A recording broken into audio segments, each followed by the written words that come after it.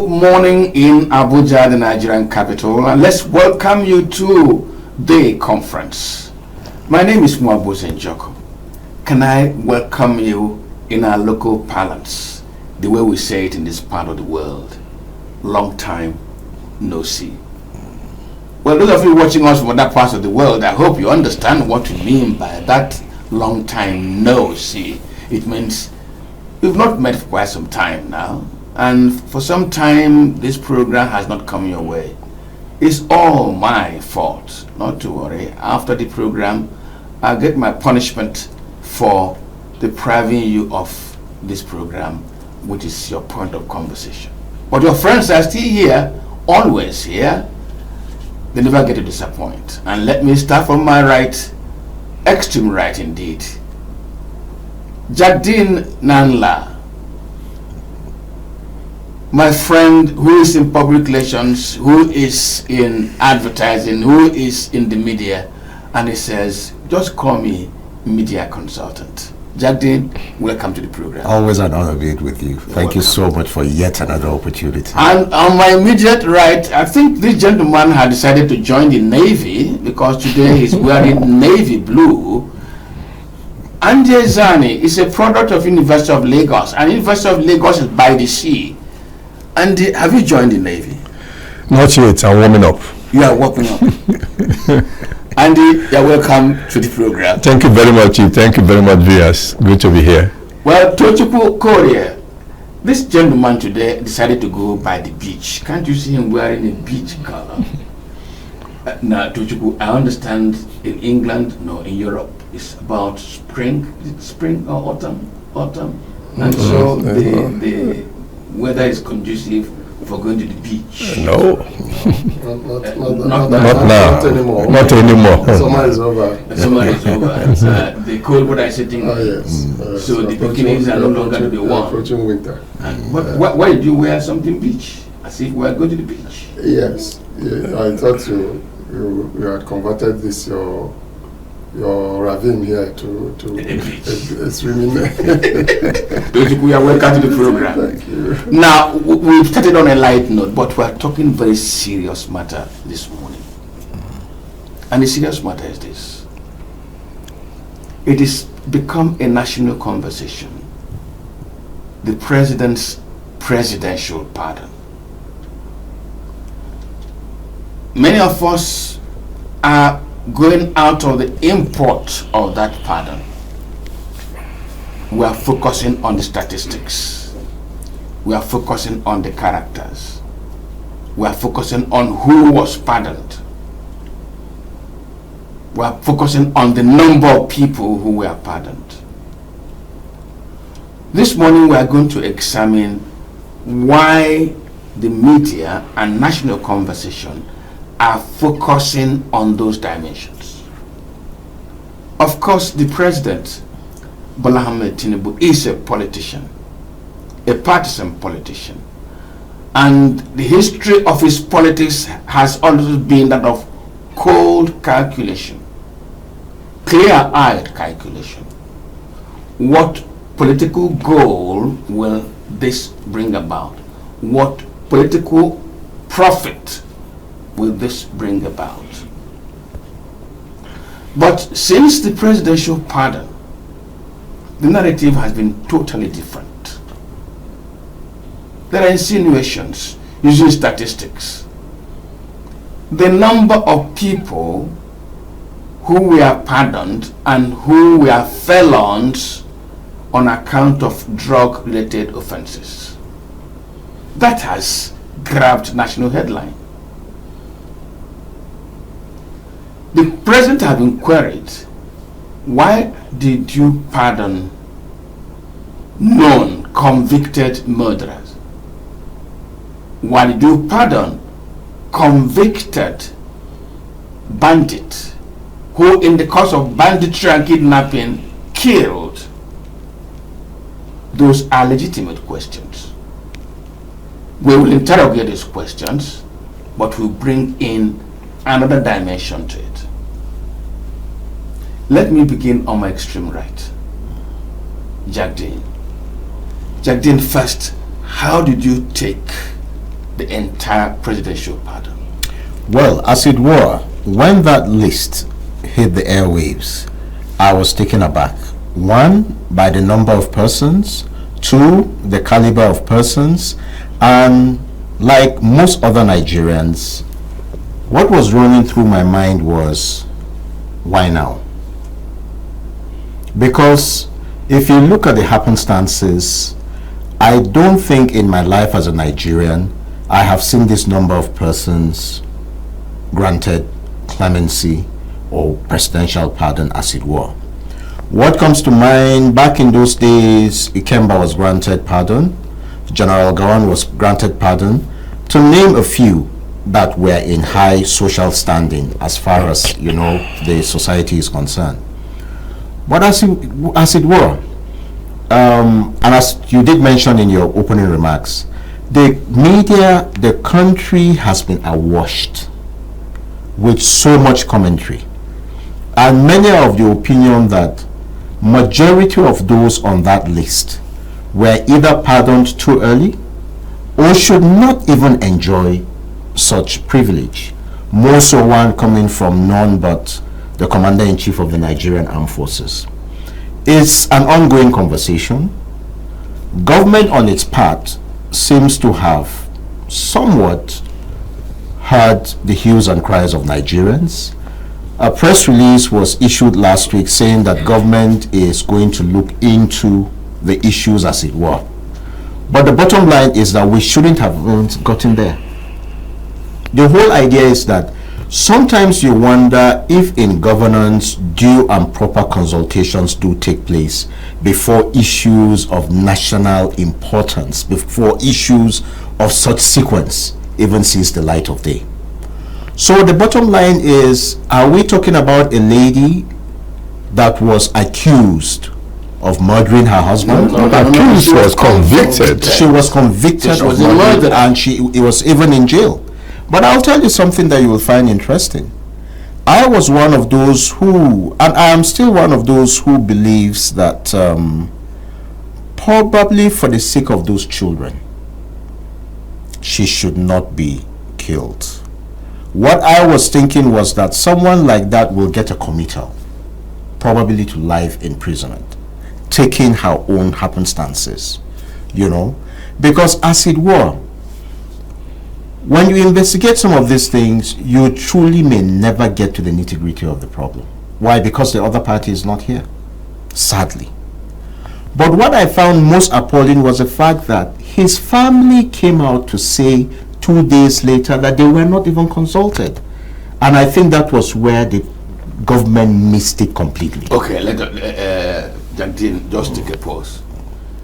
Andy, there is a line of argument that has been presented consistently that the presidential pardon, especially in relation to drug offenders, has sent a wrong message. One, it could create institutional frustration. NDLEA is made all the effort, put national resources together, put human capacity together. The officials ran the risks of their lives apprehending those people. A number of the youth destroyed in the course of the operations of those, and the state was able to prove its case, and those people were convicted. That by pardoning them, what the president has done is to lower the morale of institutions and personnel responsible for hunting down those who want to make us mad. That line of argument, does it hold water? Of course it does. Of course it does, and it goes beyond that. When you grant clemency, when this is done in societies that are much more settled and where the values and the culture have been set over time to follow a set pattern that people understand, where we are accountable to the larger society, there is always a higher value and reason that you are actually pursuing when you actually grant pardon. Nobody had been able to tell us the reason. What does this have the society for you to let go people who are convicted of carrying drugs. What point are you making? What has the government to benefit from this? What had the people to benefit from this?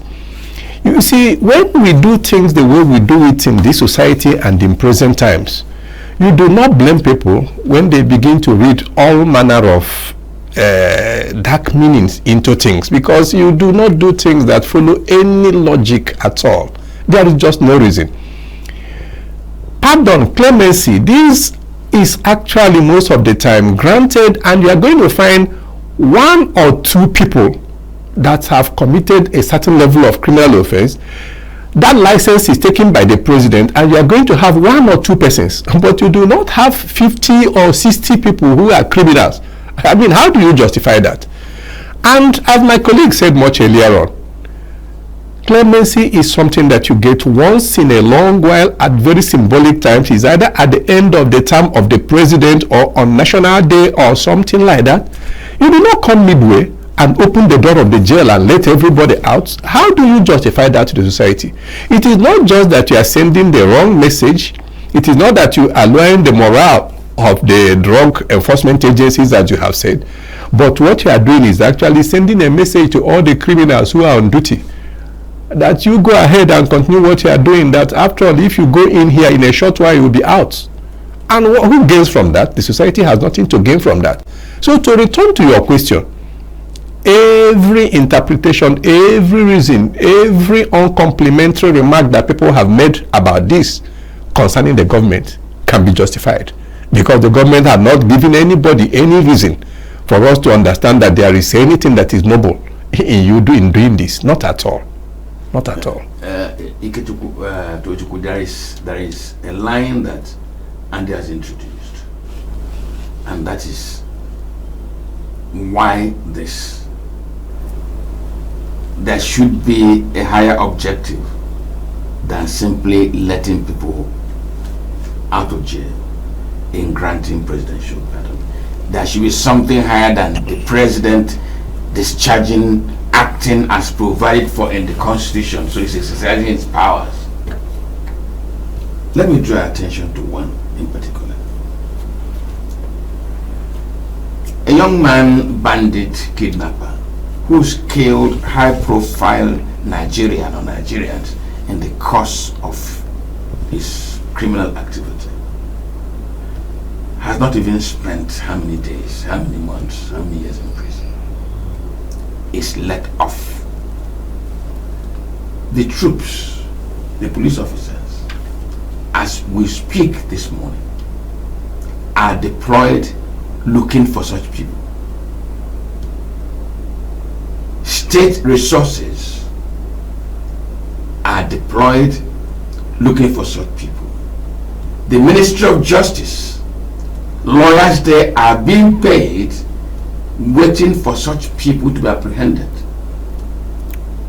Families whose members are killed in the course of the activities of such people are looking forward to justice one day. And one known to have been captured, known to have been duly prosecuted, whose offense has been established, walks home as welcomed by his family and friends, maybe with celebration. And chieftaincy title. Very likely a chieftaincy title. And he says there must be a bigger end, higher end. What higher end can this achieve? Okay, thank you for your question. When we were speaking off camera, there was a thought line that I was going to explore. You see, Nigeria is a bunch of contradictions, and the president is only following the trajectory that has long been established, which further, embarrasses the mind. Now, I'm coming from a particular perspective. My thoughts went back to what we call, is is a reformed Boko Haram people? Yes. What do you call them again? Yes. Now, these are sworn enemies of state, insurgents, who have terrorists, who have carried out mass murder again and again, taking up arms against the state, killing people left, right, and center, killing soldiers whom we spend millions of naira and dollars to train. One officer, one second lieutenant. Nigeria spends so much to raise one. Now you see them killing officers and all of that. At the end of the day, you say you are rehabilitating this group of people. Repentant. Repentant. That's the word I was looking for. Repentant Boko Haram. That's the contradiction that I find difficult to process. Now that said, I mean, just leave that somewhere. That said, now the question I want to ask, I want to put this thing in different compartments. Number one, who has the power to grant pardon? Mr. President, constitutional power. At what time can the president pardon anybody? By convention. I don't think there is any constitutional stipulation. But by convention, the president can wake up this morning and pardon all of us. Yeah, but somebody has said by convention it is usually at one remarkable event or another, or at the end of a tenure and so on. That is also put in its own compartment. Then the third question is, who should be pardoned? Who is qualified for this presidential pardon? The prerogative of mercy exercised by the president periodically. Who qualifies for it? Are there particular categories of criminals that qualify for presidential pardon? Or is one criminal, like George Orwell said, more criminal than others? Or in fact less criminal than others? If you could pardon coupists or what you call political prisoners, there are people like that, and we had a number of them, who went to jail for political reasons. One of whom probably was Herbert Macaulay. Okay, now, are those the only category of people that should enjoy presidential pardon? Why is one criminal different from the other? Could any of them have been eligible for this pardon? Now that takes me to comparative issues. In other crimes, convicted criminals qualify for what they call parole. Over a long stretch of time, the judge or whoever is in charge considers A, B, C factors, including age, how long you've been there, your behavior while in prison, state of health, your state of health, and all of those things. They all come together to say this guy should be granted parole. Now, nobody wakes up overnight and looks at somebody in the eye because you are from my grandmother's village or you are from my grandfather's village, and then you should come out of prison, even though you have committed very heinous offenses. So all of these questions, I just asked to drop our minds at something. The truth is, yes, it is the president's prerogative, as it is rightly called, to grant pardon. But could he have done it more conscientiously? Could there have been a broader thinking process brought into it? As Andy said, a higher purpose. What could this achieve, both for the Nigerian state and in particular the Nigerian people? what about the victims of some of these actions, especially those related to insurgency and banditry? Now, I'm just asking questions. So could the president have thought through all of this, or is it possible that he didn't think through all of this, and how was the list formulated? Now, there are, in fact, all the prisons in Nigeria are bursting to the seams with inmates. So maybe this strategy increasing the congestion? No. Before that, I'm asking, how did you arrive? What criteria? What are the the criteria that were used to determine who should be left off the hook, who should be let off the hook? How did you determine that? That is a question. And like Andy said earlier, if these questions are not properly answered, then you leave a lot of room for speculations. You won't blame those who are making imputations, to what has happened.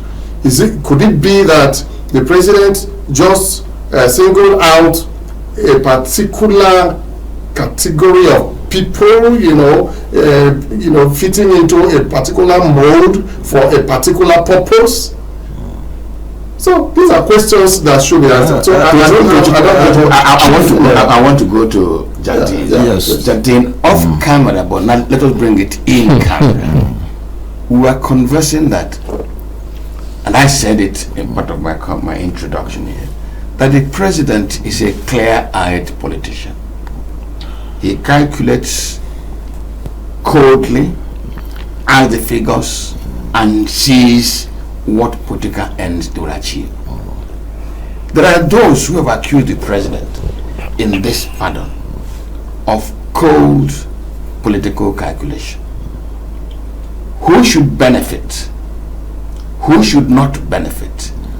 Of what political purpose will it be to him and his party towards 2027? And therefore, the president is being accused of doing a clear-eyed political arithmetic. Added together, and victory in 2027 is sure. Do you think that the president would have thought along that line? The bottom line is whether cold or hot. Can I just add to what Doctor said? For me, the question really is, he has enunciated a lot of questions. The bottom line is, if those powers is just in the hands of the president, then we have a problem.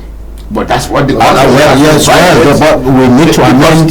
Just 1 second. Former President Olusegun Obasanjo had said that he had special advisors and senior special advisors. It was their job to advise him. It was also his job to accept or not accept. Yes. There is a committee on Prerogative of Mercy that will recommend to the president. That's right. Recommend to the president. But the ultimate decision is with the rests with the president, and therefore he acts justice of the federation. Yes. Okay. So he takes the glory, or he carries the can. That's right. Well, that takes care of that, because I wanted to kind of make an addendum that beyond a committee, I think such recommendations should be submitted to the Council of States before final pronouncements are made. Whether we like it or not, if we are to deepen democracy, we need to keep talking. We were not born into it.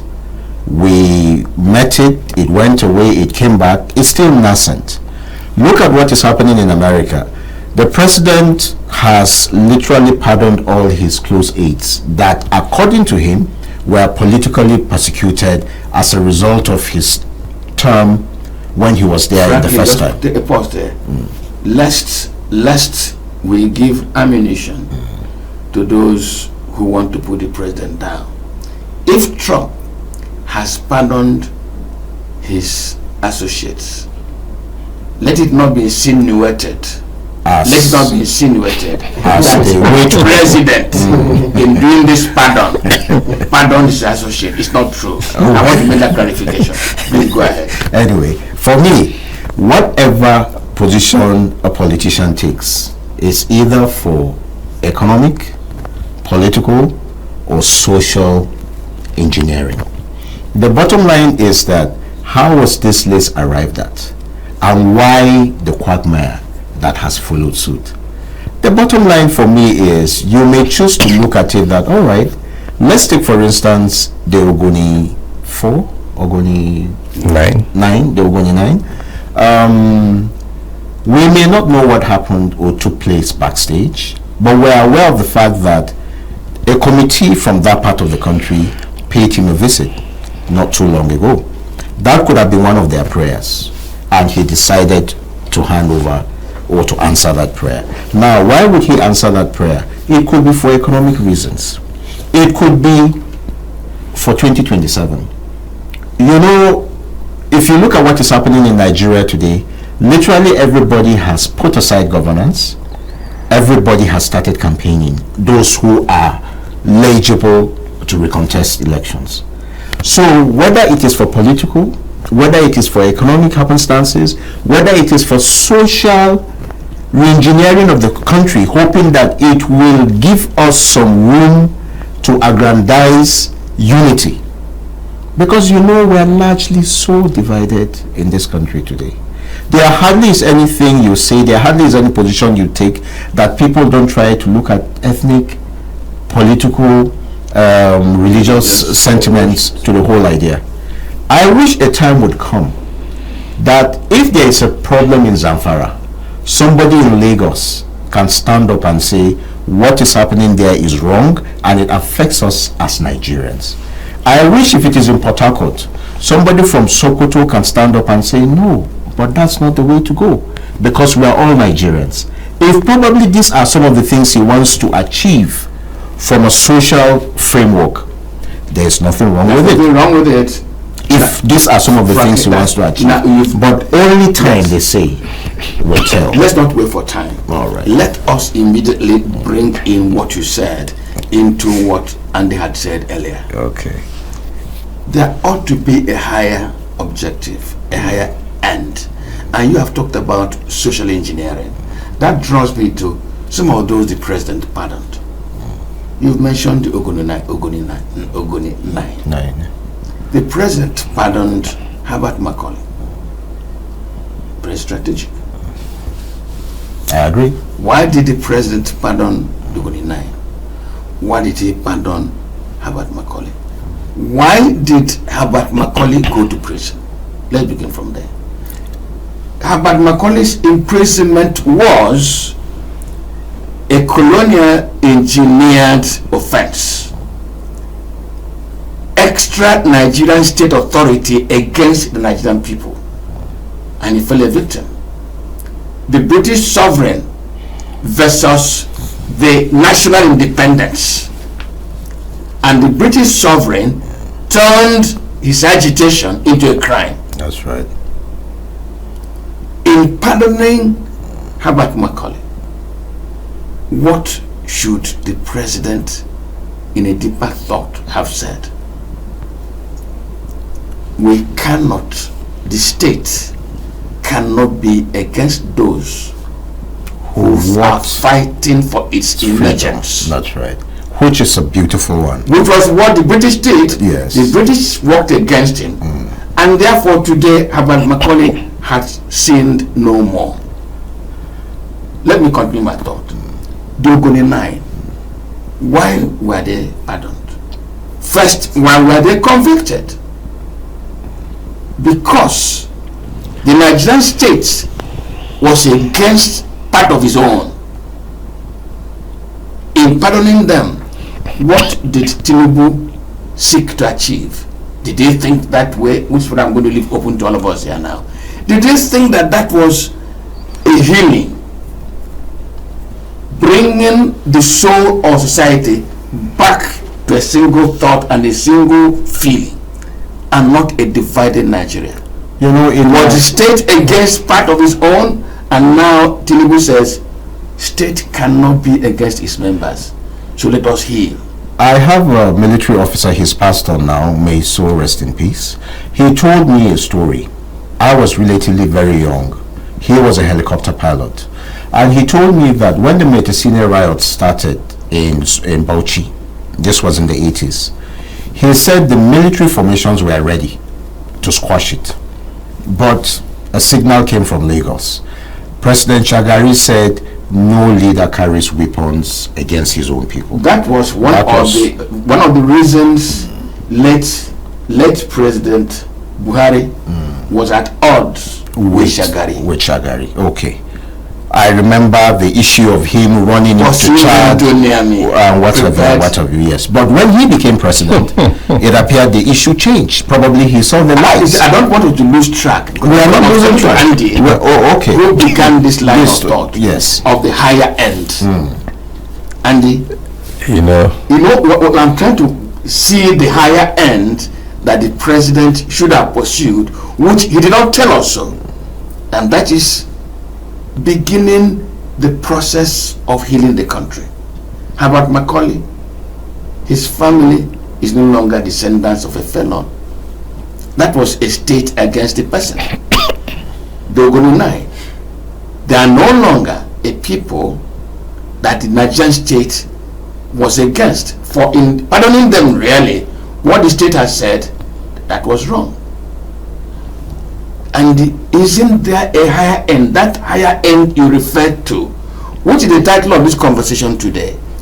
In this pardon, did the president miss an opportunity to begin the conversation and therefore the healing process in the country? Let me there are a lot of issues here, but let me start from saying that, yes, you said, we are trying to see the phrase I used before, the higher end, that you are trying to see. I immediately tell you that I cannot see any higher ends. I cannot see that at all. There are a lot of issues that have been jumbled up in what they have done. And this actually raises once again the issue of the thought process in our arriving at decisions in governance, in government in Nigeria. These things are thoroughly done. You have a backroom, solid intellectuals that over time go through these things, they sift it, they fine-tune it over time, it is discussed. Most of the time, even if you are using an example, United States of America, for instance, before they actually get to the question of pardon and clemency, it's not actually hidden that much. Even the media get to know some level. These are the people who are being considered. We talk about these things, we refine it. Now, we have a situation where there is no evidence anywhere in most of the things that are done in this country that they have been properly put through the mill, for these things to be properly refined. Ogoni 9 pardoned. You pardon Ogoni 9, you pardon Ogoni 4. One said kill the other. You have not actually taken the pain of instituting a very thorough process of finding out all that happened and whether any wrong was done. You cannot pardon those who killed and pardon the person who was killed. Something is wrong in that process. You cannot tell me that you want to make peace. Before you make that peace, of course I know that there is a committee, that they set up in all that, and they may have also done one thing or the other.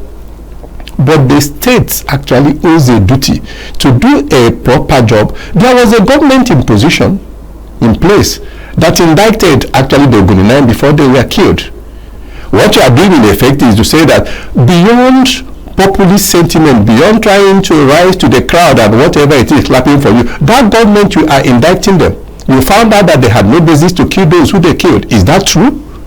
I'm not backing what that government did, but if you want to do that, then you have to go the whole hog and tell us that this government did wrong, because your investigation has actually now proved that there was no basis at all for that government to try the Ogoni 9, for them to have been convicted, court-martialed, for them to have been court-martialed or whatever it is.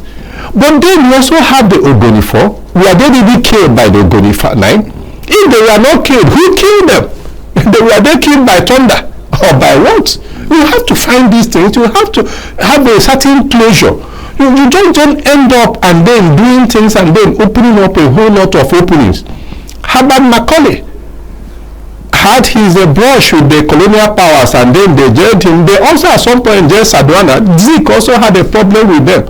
Is the president representing the British crown? Who is he pardoning the people for? We have gone beyond that. Herbert Macaulay, of course, is in our currency, deservedly so, and other things are all there. We have all gone beyond that, and we have become a sovereign nation. There are a lot of other things you need to do. They need to go and bring up the man where he's resting and then begin to pardon. The man doesn't need this pardon at this point in time. The nation had gone way beyond that. What was done was not done by the Nigerian state anyway. But if in 60-something years you now believe that you need to go back, to what the British did, where are you going to start? But you have done that. But there are a lot of other questions that have been thrown up by what you have done. If you actually have a team that properly went through all these things that had happening, properly interrogated these things, properly examined all the pros and cons, they would have been able to know probably that is not in pardoning Herbert Macaulay that you are going to start from, that maybe there were other things that you have to do to find, to clear off what the colonial powers left, colonial masters left in Nigeria. And then we are going to also ask, at what point in time do you come at Independence Day? Because we have won independence, that we celebrate it on October 1. Is that when you are now going to begin to talk about those who laid the foundation of Nigeria and what you do about them? But you don't come up at the middle of the day or in the middle of the night, get Herbert Macaulay here, get some people who killed their husband there, get some people who carry drugs there, and you put all of them in a distance and say you are granting clemency. Come on, I mean, we should not be very tardy over everything. There are much more questions left unanswered by what is done. Yeah, and now let us wait. I'm sure you are agitating. You are agitating. There's something I want to say about the issue of Ogoni. I don't completely agree with the idea that the pardon implies that those who convicted them did wrong. That is not the idea of pardon. The idea of pardon, like Chief suggested, could actually be healing. And in a healing process, you don't want to go back into excavating what the issues are. You are letting the issues rest. Please let bygone the bygone. I think that is what those kind of things succeed in saying. Let bygone the bygone, so that you don't begin to now say who was right and who was wrong. Now, that's my own personal thinking. But talking about higher end and still zeroing in, I'm very zeroing in because that's a strand of thought. There is nobody that will convince me that the Ogoni issue is not or was not strategic to his thinking.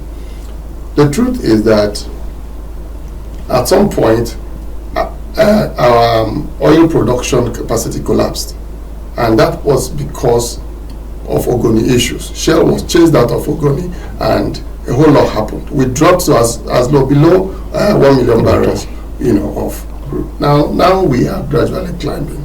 It makes sense for the president to want to return to exploration and the exploitation of oil in Ogoni land, which have proven deposits, Now, so it may be, and I'm just playing the devil's advocate here. None of us was there, to understand the thinking of the man and all that. We can't, So we can only play the devil's advocate. We can only extrapolate. Now, given the fact that there have been that visitation, that conversation between the president and the elder, so to speak, and the center, I can imagine, of that conversation will be how do we come back to exploration and exploitation of oil resources in Ogoni? What do you need for us to do to smoothen the ground so that oil companies can return to Ogoni and do their business? So for exploration. So I want to believe that must be part of the agenda. Now, because as at the moment, I think we are at about 1.8 million, 1.6 or 1.7, something. So that, and our quota is up to. So we are not meeting our quota as per OPEC. So this, it makes sense for me if this is what the president thought about. So it makes sense for the president to quote unquote appease the Ogoni people, who clearly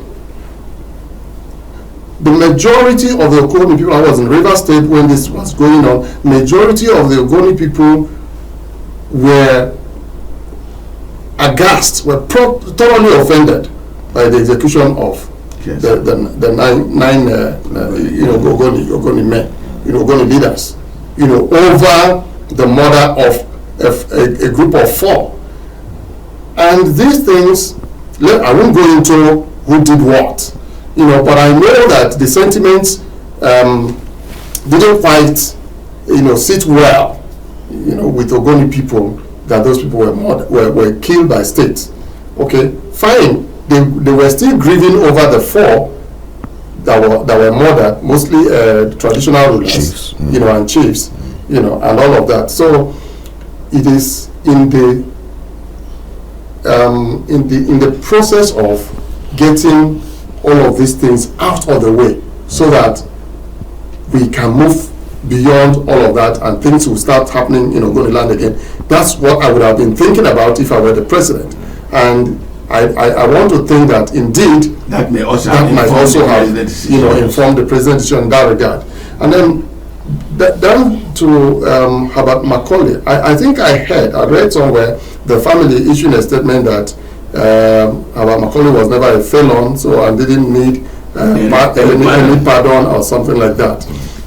Whatever the thinking of the president in that regard, only heaven knows. But again, whereas it may not have tangible, explainable benefit either to the family or the people and all sorts, it's also not out of place in my view to do that. And I don't agree with the fact that because it was a colonial issue, it should not be done. At some point, the Governor General represented the Queen, and having transited through that period, it is possible for us, if there were things that were done by the Crown at that point that could be undone now, I don't see why not.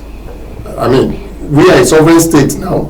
Do you get it? But the point is, to what benefit, really? Yes. Judging, I'm coming to you. But before I allow you, I'm sure you have a line of thought. I actually just have a question to pose. Just before you pose that question, you may even pose the question in addition to what I want you to look at. What Tochukwu has raised is a kind of state mercantilism looking at Ogoni. What is the trade profit? What is the economic profit? What is the production cash profit by placating the people of Ogoni? It's very simple. It's mercantilist. In other words, let's pardon them, let them be happy, let's go in and drill the oil and bring out the money and run business and run the state. As it were, to a large extent, should it not be deeper than that? To a large extent, we have been playing lip service by diversifying the economy. Whether we like it or not, a time would come that oil being the mainstay today, it will not always be like that forever. We are beginning to have electric vehicles, we are beginning to have alternative sources of power, what have you and what have not. So that is, to be subjected to, analysis some other time. But I also have a question, as I did mention earlier. What does it mean to pardon somebody? Whatever category of crime such a person committed, my understanding of the word pardon is, we did it, but we are letting you go. It's mercy. It's grace speaking. We are not pardoning you because we were wrong in convicting you. Absolutely. We are pardoning you because we were probably wrong. You could have probably been wrong. So that is my understanding of this. Now, whether it was mercantilis or it is mercantilis or what have you, the bottom line is that, every leader needs great handlers. Mr. President has 3 spokesmen, but you hardly see them come out and speak to the issues in times like this. Byron Oniga is there, Onaniga is there, Daire is there, Boala is there. Boala is a man that has his way with words. I would have thought that in this happenstance, Boala should have been on literally every TV station trying to convince Nigerians that, listen, we are not saying they didn't do wrong. We are not saying the state didn't do wrong. We are not saying the colonialists didn't do wrong. But for the sake of unity, for the sake of the need for us to move together as a people, we have granted this category of persons clemency. You know, the economy, whether we like it or not, as it is today, is largely oil driven. If we are to begin to talk about the Nigerian economy, you know, we are largely import substituted. Look at what the Naira is going through compared to the dollar, which, quote unquote, happens to be the global currency. I mean, I mentioned it here the other time we were here, Chief. This beautiful cap on your head is 55,000 Naira. But 3 years ago, you could get this cap for 15,000 Naira, which is not too good. Why? It's because of where the dollar is. So for a leader that you and I may not have daily access to, if he decides to placate a people so that he can go in and explore oil and show up the economic base that is largely oil driven, I quite don't see anything wrong in that. I don't see anything wrong with that. Yeah, and he says government mercantilism, he doesn't see anything wrong with it. But let me not say but. Let me not say but. I don't want to use the word but. Against the higher end objective, Ogoni people have quarreled with the Nigerian state on account of pollution. One, ignoring its own laws. The Nigerian state ignored its own oil production laws and watched an international oil company play against the rules and devastate the environment. Watched against its own laws. Two, it made life outright unbearable for the people of Ogoni, and it was going to force migration out of that environment. It did, actually. And then the oil companies would take over and they spoil it to their heart's content. Those two questions, those two contentious issues are not addressed. Those are the issues that should precede this symbolism. The Ogundeng would know that indeed the state is sorry. You cannot, they will have a saying that if children defecate copiously here and you want to build a house on it, you cannot build a house on top of that defecation. You have to clear it. You placate somebody whose soul was injured, and while his soul bleeds, you grant him pardon. And my two colleagues say there's nothing wrong with state mercantilism. Maybe you cast your vote for them. I don't really think it's a matter of voting. You know, I don't think they are mutually exclusive. You know, it just comes round again to how we do things in Nigeria and how our governments operate. The question of cleaning up of Ogoni had been there for a very long time. You can simultaneously be cleaning up the place and be actually pardoning people and taking it at that level. They are not mutually exclusive, you know. But I guess the point you are making is, have we done what need to be done in terms of cleaning up Ogoni, in terms of restoring the livelihood of people and creating that environment, which actually ab initio was at the beginning, the root of the problem that eventually led to, because the whole issue of the crisis of Ogoni 9, Ogoni 4 and the rest of them was all about the despoliation of Ogoni, and then which side was approaching the agitation from one end to the other. That was actually the conflict that pitched the 9 against the 4 and all that.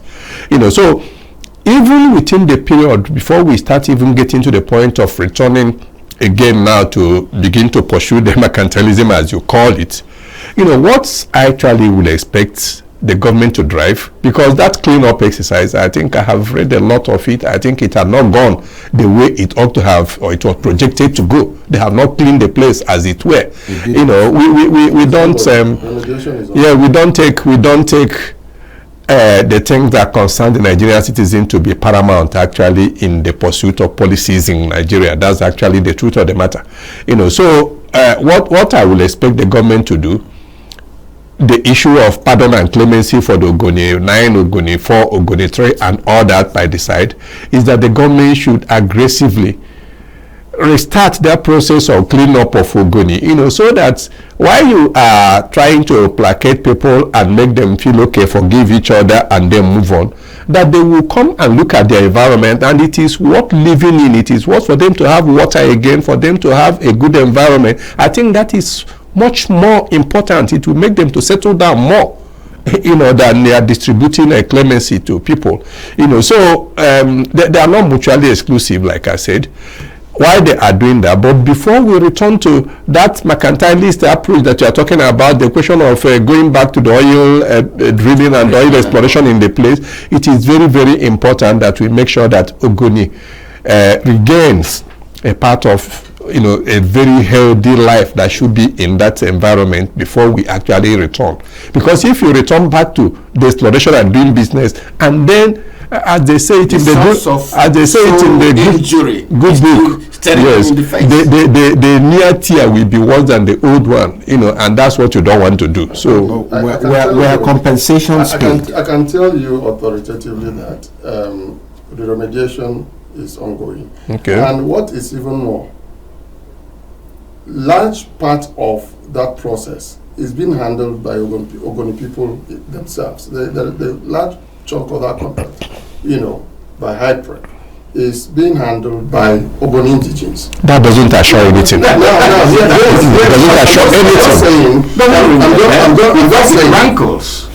I'm just saying that now don't get it all mixed up. I'm not a spokesperson, I'm not an Ebola, and I'm not an guy here. But the truth is, the term mercantilism for me is a misnomer. I think Chief is just being deliberately playing his chief here. But the truth is, any responsible government or president who is, battling with rebuilding an economy that is in tatters, and you have a resource like my brother here said, we are an economy that is oil denominated. You have this resource, and for some reason you cannot extract that resource. Now, if what it takes for us to re-enter the place, I will 100% agree with Andy. We should think about the people, the health of the people, the environment, issues. And I'm saying that maybe the effort is too little at this point at cleaning up this place. But if truly we can have a composite arrangement where that can be ongoing, and the other thing is also being explored, why not? Because we are a country that is in dire need of every resource that we can get, especially at this moment. And here is a president who probably wants to be remembered for, as they say they made a broken down economy. Is the APC versus APC. I'm not there, but they say economy that they came to meet is this and this, that. And I want to imagine that the president wants to leave leave us a rock, a hero in terms of the economy. And this is probably one route that will enable that. and I don't see why he cannot exploit if this is actually the issue. But but beyond all of this, Chief, I want us to probably look more critically at those other people, which is where Nigerians are even mostly concerned with. The people pardoned who ought not to be pardoned. What is the higher end in that regard? We can deal with the Ogoni issue. We can deal with the Abat Macaulay issue. So, but what could probably have informed, like I asked question, there was a poster I made here earlier, what criteria was used so that we can begin to figure out the thinking of the president in letting go drug offenders and terrorists, convicted terrorists. Okay, for the woman who killed her husband, is a crime of passion. I cannot even understand that, provided that the man's family